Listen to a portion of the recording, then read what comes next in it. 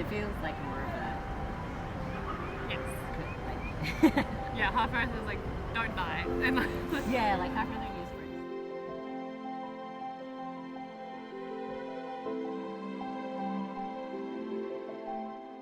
words. My name's Luca.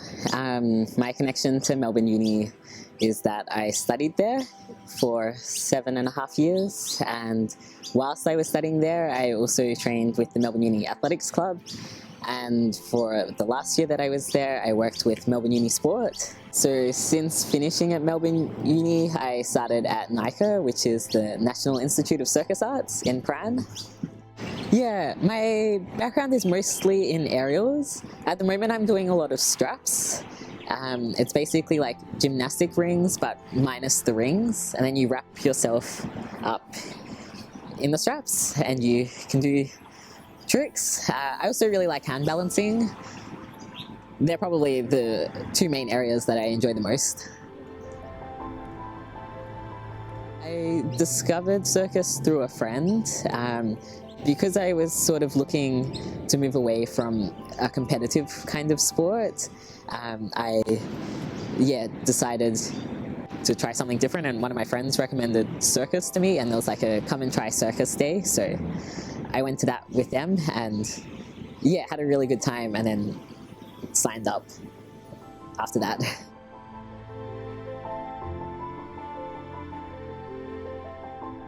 Yeah, I started transitioning medically around the same time that I discovered circus, and I think one of the main reasons why I was really drawn to circus was because it was hard to compete in a different category to what I had been competing in.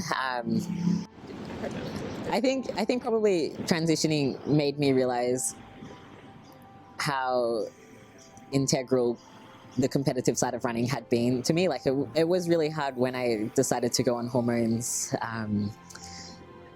to give up that, because I mean I had so many running goals, whereas I felt like they were no longer realistic in that sense. I mean, deciding to go on hormones, I always knew that I probably wouldn't be able to run in the same context that I had been running. But in saying that, because I started on testosterone, my running ability actually increased quite quickly, and it was really cool to notice the changes that hormones had on that. Whereas circus, it wasn't competitive, it was more performative, so it was open to, it wasn't separated into different categories, it was open to everyone, and it didn't really matter what your body looked like or how you defined your gender in that sense. I also really like that circus mixes creativity with physicality and movement. It's very diverse. It's hard to get bored with it because there's just so many different apparatuses and disciplines across the board. So I quite like that. I feel like there's always an area where I can progress and work on, compared to running, which is quite monotonous in a sense, because you either try and improve your speed or you try and improve how far you can run. But with circus, it's skill-based, so there's always a different skill that you can learn.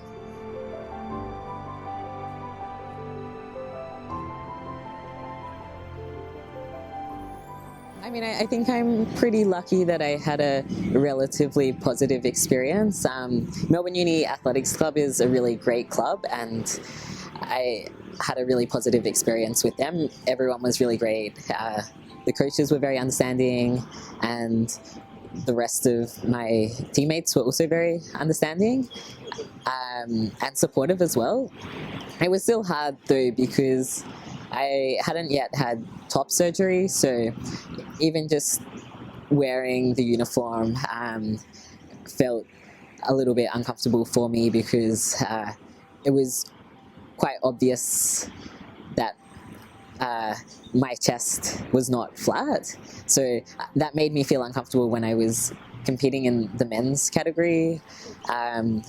Also because I had only just started on hormones, so I was very self-conscious about how I was perceived by other people. So I always worried that people might question why there was a girl running in the men's category. And yeah, even using public toilets at events and things, that always brought up some anxiety. But in saying that, I never actually had a negative experience, or nothing ever happened. I was more just worries that I had.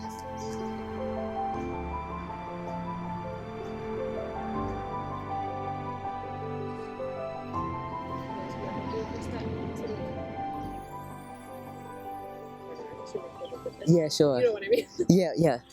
Yeah, I think it more comes from the way trans male athletes are perceived by society. I guess people consider trans men or trans male athletes to be coming in at a disadvantage in men's categories. Now, I mean, I'm quite privileged in the sense that I pass, and I don't actually really disclose my trans identity to people. I don't hide it, but I won't openly tell someone unless it just happens to come up in conversation. So, for example, in the spaces that I now occupy, I don't know if people would know that I'm trans. So in that sense, I don't really feel any pressure because, yeah, it's not a thing. Yeah, that comes up. Nice. It's so